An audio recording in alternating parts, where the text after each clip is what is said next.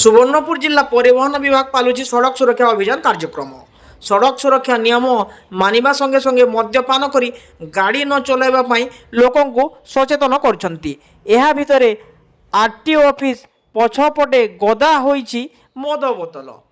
ବିଲେଇ ଆଖି ବନ୍ଦ କରି କ୍ଷୀର ପିଇବା ପରି କାର୍ଯ୍ୟାଳୟ ଭିତରେ ପିଇ ଚାଲିଛନ୍ତି ମଦ।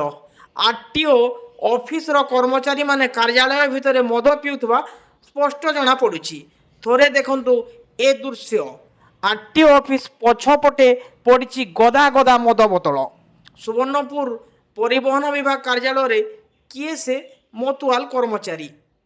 ପ୍ରତିଦିନ ମଦ୍ୟପାନ ପରେ ବୋତଲକୁ ସଜେଇ ରଖିଛି। ଏ ଦୃଶ୍ୟ ଦେଖିବା ପରେ ପରିବହନ ଅଧିକାରୀଙ୍କୁ ନେଇ ସାଧାରଣରେ ଚର୍ଚ୍ଚା। ଲୋକଙ୍କୁ ମଦ ପିଇବାକୁ ମନା କରି ନିଜେ ପିଉଛନ୍ତି ମଦ।